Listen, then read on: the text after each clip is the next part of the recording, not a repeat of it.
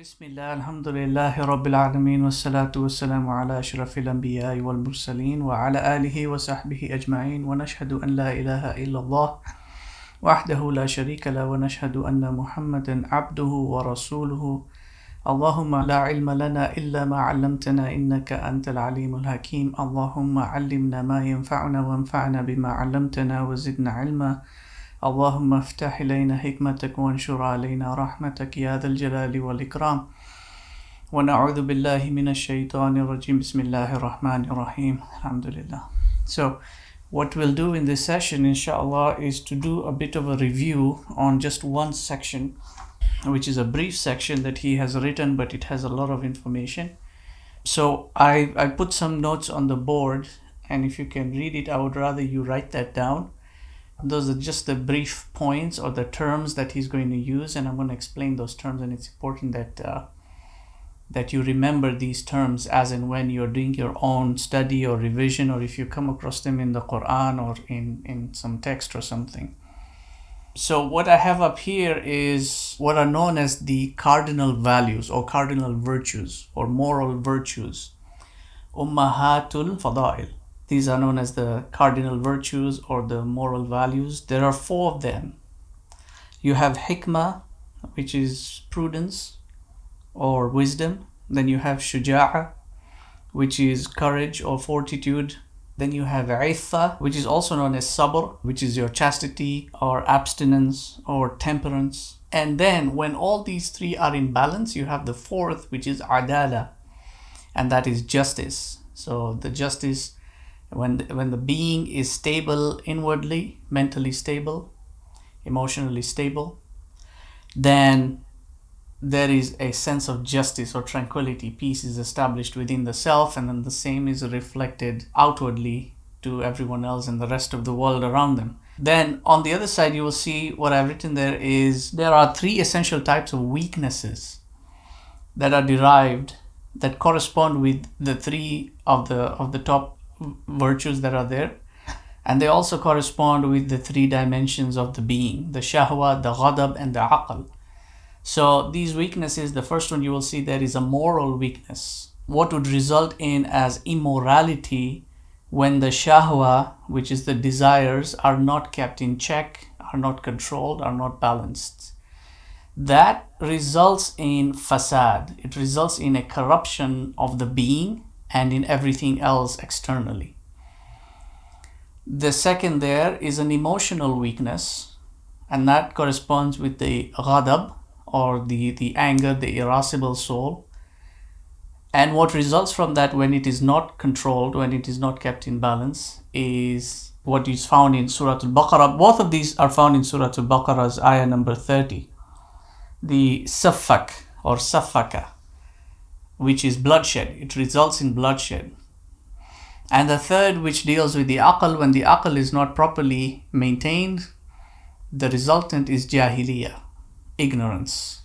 And it can also be ghafla or heedlessness, but jahiliyyah would be the better suited option here because we're dealing with knowledge on the other side of that spectrum.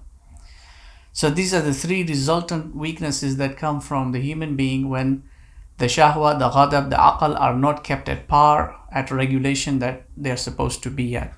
So in Surah Al-Baqarah's ayah number 30, where Allah subhanahu wa ta'ala declares to the angels, Inni ja'ilun fil ardi khalifa. If you have the Quran with you, I always advise that you follow the ayah as it's being explained, and also advisable that you write it down, the Arabic with the translation if it will help you, so that you can later on go back to it and explore more and more meaning from it. So he says to the angels, وَإِذْ قَالَ رَبُّكَ لِلْمَلَائِكَةِ, the ayah says, when he said unto the angels, إِنِّي جَعِلٌ فِي الْأَرْضِ خَلِيفَةً, I'm going to place in the ard a khalifa.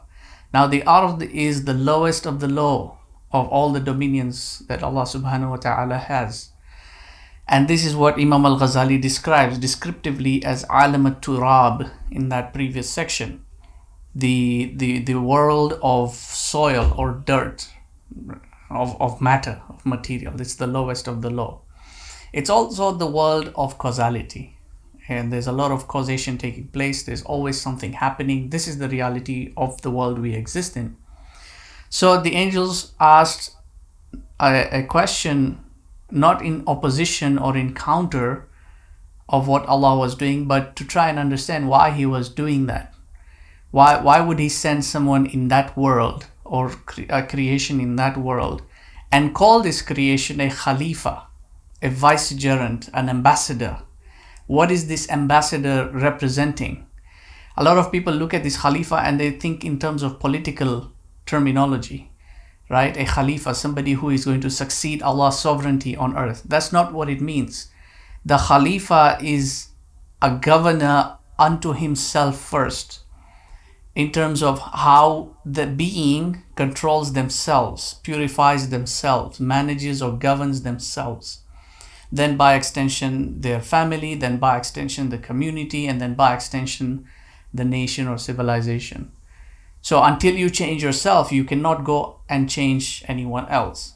So the Khalifa here is somebody who is going to prove his worthiness, that he can control himself, purify himself, because there is going to be a return to his Lord, and Allah wants his servant to return to him in the purest form. In that ayah, the ayah that I had told you guys to write down before, from Surah Al-Shu'ara, يَوْمَ لَا يَنْفَعُ مَالٌ وَلَا بَنُونَ إِلَّا مَنْ أَتَى اللَّهَ بِقَلْبٍ سَلِيمٍ. That nothing on that day is going to benefit, not your wealth or your children, nothing that is that you have a material affiliation to, except for the one who is going to bring to Allah, or who comes to Allah with a sound heart, a qalb salim, a sound heart which is free from any blemishes, any spiritual blemishes or diseases or perversions. That is fundamentally the objective of the human being. And that's what Ghazali uses as the second ayah or proof to elaborate this point. وَمَا خَلَقْتُ الْجِنَّ وَالْإِنسَ إِلَّا لِيَعْبُدُونَ. And I did not create jinn or mankind except but to serve and to worship me. And he explains وَمَعْنَاهَا إِنَّا خَلَقْنَا الْقَلْبِ وَعَطَيْنَاهُ الْمُلْكَ وَالْعَسْكَرَ وَجَعَلْنَا النَّفْسَ مَرْكَبَهُ حَتَّى يُسَافِرُ عَلَيْهِ مِنْ عَالَمِ التُّرَابِ إِلَى أَعْلَى عِلِّيِّينَ. Meaning that we created the heart and we gave it a dominion and troops that will serve it. And we placed the nafs, the soul, as its vessel to contain the heart, until it is able to journey from this world of matter to the highest of the high. And that's where he will find, or she will find, the being will find their creator, their maker. Are we together so far? Is there any question up until there? Which is the ayah number of Surah Shura? Surah Shu'ara, the ayah number is 88. Can you go back to the moral virtues? Can you just repeat that a little bit again? The 4 cardinal virtues? Yes. So these are called Ummahat al-Fada'il. Ummahat, it's like the mother of all virtues. So there are many different kinds of virtues. Knowledge is a virtue. A sub-virtue of knowledge can be grammar, for instance, in language. A grammar is a virtue of language. So there are many kinds of virtues. But the 4 cardinal virtues, they're called, because they deal with the innermost dimension of the human being, are hikmah, which is prudence or wisdom, shuja'a, which is courage or fortitude, and aitha, which is chastity or abstinence or temperance, sabr. And when these 3 are in harmony, when they are balanced, then the being has adala. That's the 4th one, which is justice. And further along the text, Imam Al-Ghazali will talk about all these 4 in more detail. So here in this section, he's only introducing the terms and he's giving a brief description of what they mean. Then he's going to explain them even further. So back to Surah Al-Baqarah, when the angels asked, أَتَجْعَلُ فِيهَا مَنْ يُفْسِدُ فِيهَا وَيَفْسِكُ الدِّمَاءَ. See, they're already pinpointing these 2 aspects. They are pinpointing the fasad and they are pinpointing the safak. They are saying that this world of causality in its complete because you can go either way in this world. You can either become an angelic being or towards the angelic source, or become a demonic being towards a demonic source. You can go either way.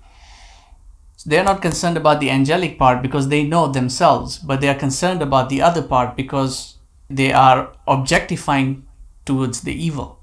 So they're already pinpointing these two aspects, moral weaknesses and emotional weaknesses, because one will result in corruption and the other can result in bloodshed. And they're using themselves as a point of reference. وَنَحْنُ نُسَبِّحُ بِحَمْدِكَ وَنُقَدِّسُ لَكَ. But we who are created of light, you created us of light. We are spiritual beings. And in this state that you have created us, they are not material beings. They are not of this world of matter. So they are not affected by causality. They are saying that if you were to create someone of the likeness of us, where we can just glorify you and praise you, and that's all that we do. That's the fundamental purpose. He did not create mankind or jinn, but to serve and worship him. That's when he responded and said, Inni a'lamu ma la ta'lamun. I know what you do not know, because I have created this being in a unique precedence. So go back to what Ghazali was saying, and he quoted that ayah, sanurihim ayatina fil afaqi wa fi anfusihim حتى يتبين لهم أنه الحق. We will show them the signs on the horizons and in themselves. And this self has been placed in that unique position between the lofty worlds and the grounded worlds, the earthly world. Just like the horizon that sits in between the land and the sky. The human being is also in that middle point. He can either rise up, which are known as darajat, or he can fall down, which are known as darakat. He can go up the stairs or he can go down the stairs. He can either go to the loftiness, the highest of the high, where the angels are, and be angelic in nature, or he can sink down and become demonic in nature. In response, Allah subhanahu wa ta'ala, instead of explaining it to them, he showed it to them. وَعَلَّمَ آدَمَ الْأَسْمَاءَ كُلَّهَا. He imprinted into Adam. He inspired Adam with the names of all. He gave Adam this ability to name things by which he can understand what those things are. So you acquire knowledge by naming and defining things, by terms and definitions. What is it called? How does it come to be? Each word that we have in our vocabulary, in language, has a meaning, and each word has a definition of another word. So every word has a meaning and acts as a symbol towards another word and towards another object or towards whatever else that you are studying. This is how the human being is going to rise up. This is the sign that it is through this mode that the human being will be able to rise up. Because the more you learn, the more knowledge you acquire, the sharper your intellect, and the more it will be in control of the lower aspects of your nature. The intellect then becomes the minister who can control the shahwa, which is the governor and the politicians, and the troops, the police force, which is the ghadab. It is the intellect that controls the emotions. It is the intellect that controls the desires. You desire cheesecake, it's not good for you.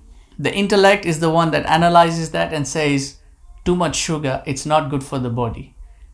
The heart is the one that will override the intellect's decision and say, okay, maybe just a little bit once in a while, just to keep that the politicians in check, just give them a little bit of a gift. They earned it. That's the heart's decision to make. And the same case goes for the emotions. Sometimes you do need to get angry. Sometimes it's a calculated move to get angry. You need to establish certain boundaries. You need to make sure the message gets across. Sometimes that emotion has to be let loose just a little bit for the overall outcome to be favorable. Who makes that decision? The heart makes that decision. But the heart, if it is not given the right information, if the intellect has not actually calculated everything and understood the entire chessboard, in order to make the right move, the heart is going to make the wrong move. And then the damage is irreparable. So he says in this section, ثلاثة أشياء تبنى عليها السعادة. The three things upon which Sa'ada, which is your contentment, your heart's contentment. Now, heart's contentment, understand when he's using this term, he's talking in 12th century Arabic. This is an all-encompassing term. What happiness entails today, the connotative of happiness today, is in relation to material happiness. So going out somewhere to have a nice meal and a movie or whatever, that's what happiness is defined as in terms of our contemporary world. Happiness, as far as what Ghazali is saying, is that true inner happiness, that contentment that the heart receives, that makes it tranquil, that gives it the peace that it is seeking. Because the heart, remember, is not from this world. It has been forced into a world of causality, a world of turbulence. And so the heart is always going to be turbulating. It wants tranquility, it wants peace, it wants quiet. Because it's from that nature of peace, tranquility, and quiet. The divine presence wherein it was is a presence of tranquility. Salamun qawlan min Rabbir Rahim. Am I right? Somebody correct me if I'm wrong. You don't mind me asking you guys questions, do you? Because I don't want you to fall asleep. Go on. Remember Surah Yasin. You guys have not memorized Surah Yasin? What's the ayah? Salamun. Now don't look it up right now. I don't know exactly which ayah, but I don't think that's... Okay. That's why you always keep the Quran with you, so that you can look it up immediately. If it's on your laptop, keep a tab open. Salamun qawlan min Rabbir Rahim. Suratul Yasin. So I'll let this one slide, and the next one I'm going to ask you. So that is the right ayah? Yeah. Surah Yasin, ayah number 58. Salamun qawlan min Rabbir Rahim.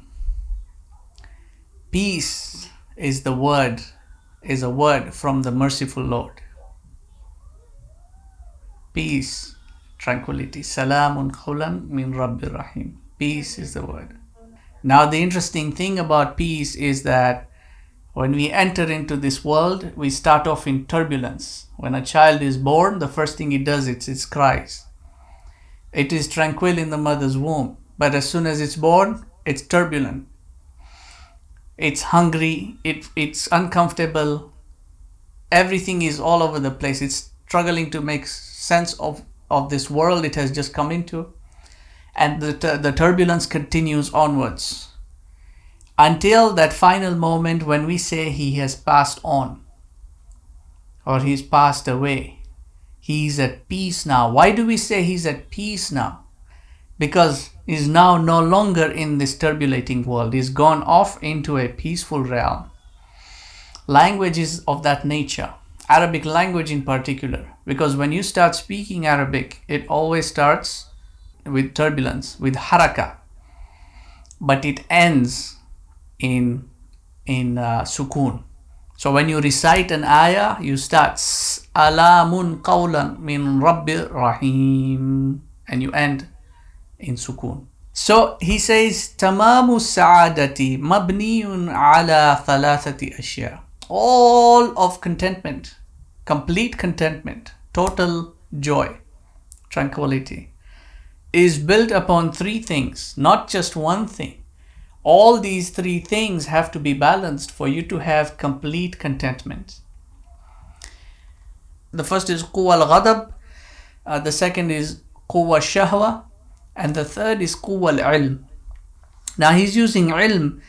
It doesn't relate to the ilm that we understand as today, which is your secular study or your subject study. Subject study is just an instrument. It's just a stepping stone for you to go to the next to the next level. The study, the ilm that he's talking about is the ma'rifah, the understanding, the deep understanding of something. It's not knowing the terms or the equations or the numbers or the tables or the data and statistics. It's referring to understanding the universal aspects of knowledge. فَيَحْتَاجُ أَن يَكُونَ أَمْرَهَا مُتَوَسِّطًا. So it is important that they are all balanced. لِأَلَّا تَزِيدَ قُوَّةَ الشَّهْوَةِ فَتُخْرِجُهُ إِلَى الرَّخْصِ فَيَهْلِكَ. If the shahwa, for example, if the shahwa is deficient, if it is not strong enough, it will result in leniency and a sort of a laziness, and that's going to cause you to be destroyed. أو تزيد قوى الغضب فتخرجه إلى الجموع فيهلك. Or that the ghadab ends up decreasing as well, and that results in being defiant, and that can also destroy you. فإذا توست القوتان بإشارة قوة العلم دل على طريق الهداية. If they are balanced, if these two quwwas are balanced, and how do you balance them? By the commanding force of the aql. The aql is the one that maintains the balancing. The aql sees, oh, okay, you intelectively come to realize that I'm why am I being lazy? Let me get up and do something. Why am I being defiant about things? Let me just get up and understand what it is. Why am I just being ignorant about things? Get up and get in motion. The aql is the one that does that. You intelectively or consciously pull yourself together.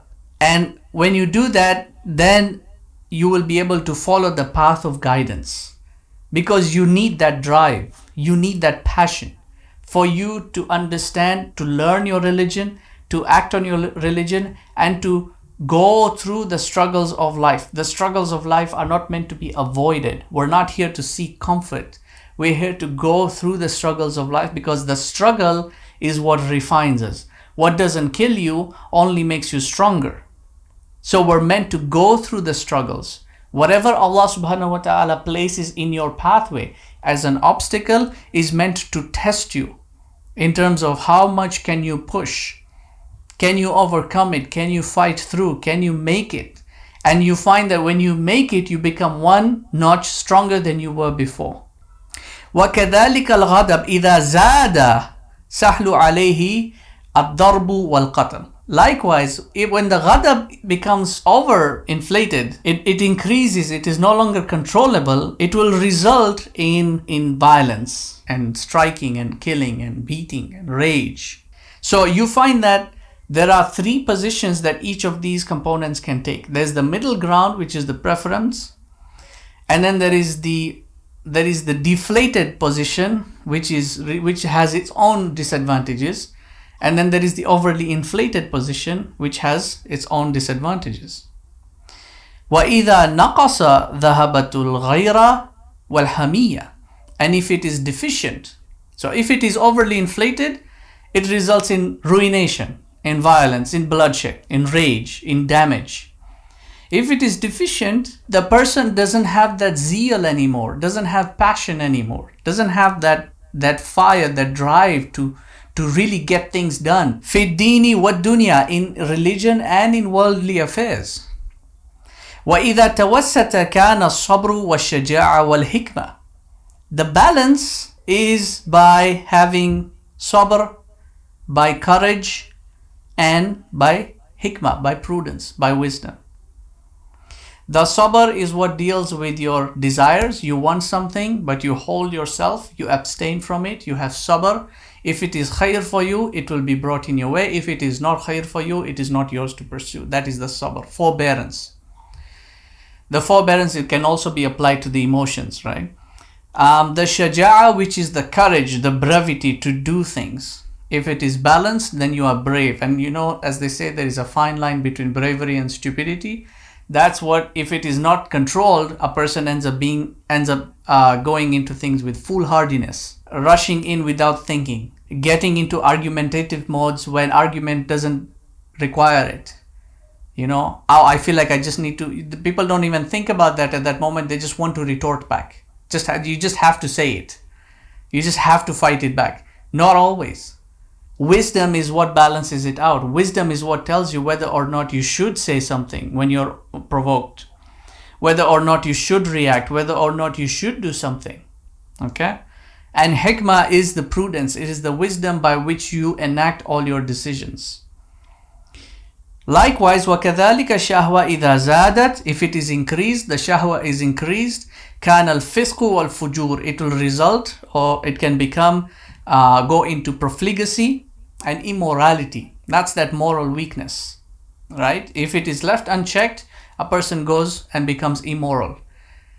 If food is their thing, they will just keep feeding and they don't really care for the body or for anything else in that case. If it is sexual desire, they'll just go straight into that. Whatever it is that the desire wants to fulfill, and by the way, the desires only fulfill the needs of the senses. So it's just the senses, the bodily aspect that is satisfied. The heart's never satisfied with those desires. وَإِذَا انْقَصَتْ كَانَ الْعَجْزُ وَالْفُطُورُ. If it is deficient, then that results in weakness or an inability to do things, laziness. There's no desire to do things. There's a lack of interest in things. That's the deficiency. إن توسطت كان العفة والقناعة وأمثل ذلك. When they are all in balance, then the individual is going to experience this moderate satisfaction in things. You will enjoy the material aspects of the dunya that are halal for you. You will be able to control yourself within yourself and with other people as well. And you will be able to balance things out. That balance will allow your mind to intellect more, to acquire more knowledge, so that you can acquire more ma'rifah and understanding, so that your heart can better come to understand its creator and your purpose of creation. Because that's where you will find your true contentment. Whereby most people are in this mode, this autonomous mode. They are just acting on behaviors and impulses. And evil forces know this. They know that people react in these instances. This is what social media is all about. This is what all these TV programs and movies and all these things about. They're meant to prompt a reaction. I guarantee you, you watch a movie, and at the end of the movie, you're probably thinking about how you could possibly fit into that archetype that was presented in the film or in that program, how you could possibly be that hero that has been presented. It's a reaction that's prompted from you. Ghazali here is challenging you to understand your humanity, to go back to that level of humanity, that natural fitra state that you were born with. Because the shahwa and the ghadab, the concupiscent and the irascible dimensions of the soul, these are just reactionary aspects. They are not intellective aspects. They don't do thinking. They just act as and when there is information or there is a provocation or a sense involved. They just act on it. Hungry, just eat. Want, just take. Somebody says something you don't like, just hit them. They're not conscious thinkers. And that's what ultimately results in an individual being in an imbalanced state internally. Because what did he say in that previous section about the allegory that he gave? If the government, the administration, and the law enforcement are not kept in balance, then you're going to have a coup. The military arm will try and overthrow you. Your politicians are going to try and de-seat you. That's going to cause turbulence, and the body, the dominion, is going to lose its integrity. The body will suffer. The soul which is Medina, it is going to lose its flourishment. It's going to deteriorate. The city deteriorates. The kingdom deteriorates. This is the after effect of these aspects going out of control. That what he said here, حتى تستقر أحوال النفس. The heart must place the aql in control of the emotions and the desires until the psychological state is stabilized. وَيَصِلْ إِلَى سَبَبِ السَّعَادَةِ مِنْ مَعْرِفَةِ الْحَضْرَةِ الْإِلَهِيَّةِ. So that you can arrive at the means by which you will be able to seek your contentment from the knowledge and understanding of the divine presence. وَلَوْ جَعَلَ الْعَقْلَ تَحْتَ يَدَ الْغَضَبِ وَالشَّهْوَةِ. If it places the aql, but if the intellect is placed beneath the authority of the anger and the desires beneath them, halakat nafsahu, the soul is going to be destroyed, the mind will be destroyed, the psychological state is going to be affected. وَكَانَ قَلْبُهُ شَقِيًّا فِي الْآخِرَةِ. And in the akhirah, eventually, there is going to be damnation for the qalb, because it will not be able to focus on its mission and its purpose of being created and being sent into this world. This is the 99% of the root causes of all psychological problems, mental health issues that people face, even though they may be seen to be manifesting in the bodily aspects. You trace back the contingency of finding out why the kingdom is suffering, you will find that it's because the city is not stable. You trace back the contingency of seeing why is the city unstable, why is it a cesspool? You find that it is the administration or the police force that is not in check. You find why is it not in check? You find that the minister is not doing his job. Why is the minister not doing his job? Is because the king or the president is not in control of his kingdom. That's the contingency of it. That's where all the root causes start. If you want to fix your issues, this is where you fix them. It will fix everything else contingently down the line. Is there any question? Repeat the part about the akhirah.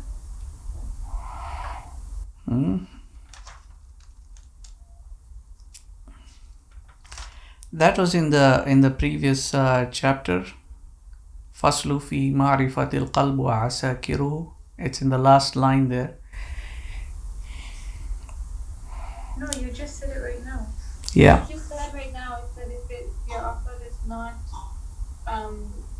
controlling, then it's not fulfilling the job it was sent to do. You will face damnation. If the aql is placed beneath the shahwa and the ghadab, yeah, it's going to result in a destruction of the city. The soul will be destroyed. Because it's like putting your prime minister under the control of the police force. Or your prime minister is answerable to your politicians, who are liars, as he describes them. وَالْقُوَّةَ شَهْوَانِيَّةٌ وَالِيُّهَا. The shahwa is the governor, the politicians. وَالْقُوَّةَ غَضَبِيَّةٌ شِحْنَتُهَا. The ghadabiyya is like the law enforcement, the police force. وَالْقَلْبَ مَلِكُهَا. The heart is the king. وَالْعَقْلَ وَزِيرُهَا. The mind, the intellect is its prime minister. وَالْمَلِكُ يُدَبِّرُهُمْ حَتَّى تَسْتَقِرَّ مَمْلَكَتَهُ وَأَحْوَالُهُ. The Malik is always yudabbiru. Dabbara is to look back. It's always looking inwardly. Self-reflection would be the right term for that. This is one thing that most people never do, to reflect on yourself and to see where have you gone wrong. Were you too covetous today? Were you too agitated today? Did you get angry where you shouldn't have? Did you end up indulging when you shouldn't have? Right? This is self-reflection. That's yudabbiru. Dabbara yudabbiru is to look back. أَفَلَا تَدَبَّرُونَ الْقُرْآنِ. Allah says, will they not reflect on the Quran? Not just read it once, but go back to it and really go. And dabbara also means to go to the extent of something. Really to exhaust something in its entirety for understanding. So it does this continuously until the kingdom is stabilized in all its states. لِأَنَّ الْوَالِي. Because the governor, the politicians, who are shahwa, which is the shahwa, kadhabun is a liar, fuduliyun is nosy, is meddlesome. This is the nature of politicians. Mukhallatun is also confused, because they're not thinkers, they're bureaucrats. They follow procedure, they follow the system, the order. They don't do the thinking, they're not critical thinkers. So why would you keep someone like that in charge? The same goes for the ghadab. He is violent. He's always agitated. He's always edgy. He's always itching to do something. Why would you put someone like that in charge? You want someone who is sound, who is analytical, who's able to look at things in perspective. And that's the aql. You put that one in charge and you put the other two as its subordinates.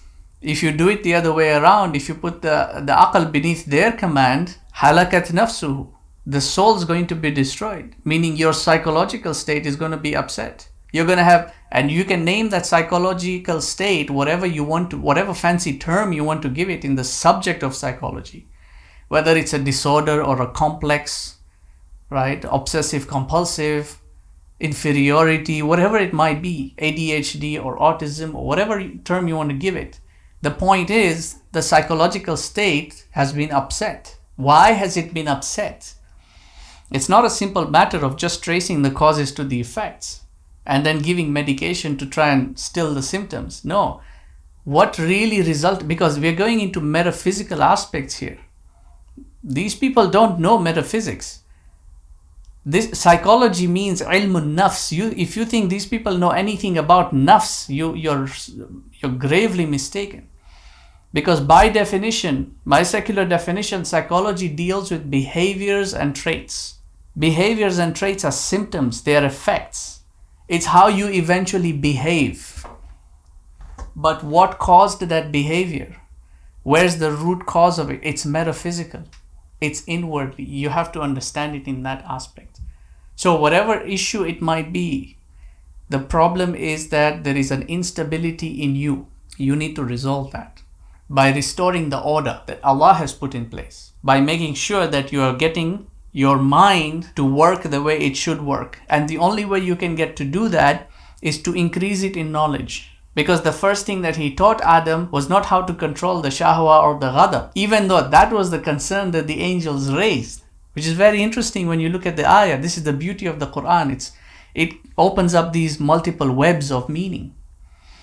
The angels were concerned about the shahwa and the ghadab, resulting in bloodshed and corruption. But he said, don't worry about that. If I give him this and he uses it correctly, he doesn't have to be concerned about those two, because this will empower him. So it is only through knowledge that the aql can increase. There's no other way you increase the aql. Dhikr doesn't increase the aql. Dhikr is amal. It brings tranquility to the soul, because the soul, the heart, always tries to remember its Lord. Worship, the salah, these are all fulfillments whereby the entire being participates in the worship. It brings tranquility. But that doesn't increase the aql. What increases the aql is knowledge, it's ilm. It's a virtue in and of itself. And the more knowledge you have, Imam Ali said, radiallahu anhu, knowledge endows one with wisdom. The more knowledge you have, the wiser you are considered. Ghazali says that a sign of a knowledgeable one is not that he has a lot of information and he can recall facts and figures and everything from everywhere. The sign of a knowledgeable individual is that they are guided, because they will implement that knowledge in accordance to divine wisdom, not in accordance to human wisdom. That's going into a philosophy whereby there are primarily two kinds of wisdom identified: the human wisdom and what's non-human wisdom or divine wisdom.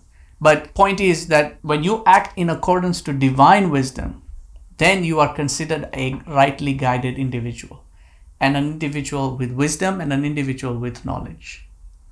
Okay, if there's no question, I'm going to put this on the board. It's just a diagrammatic representation of these three. It will help you visualize them as you go along, because I know these terms can get confusing. So just take a look at this. Are you done with this? Can I erase this portion?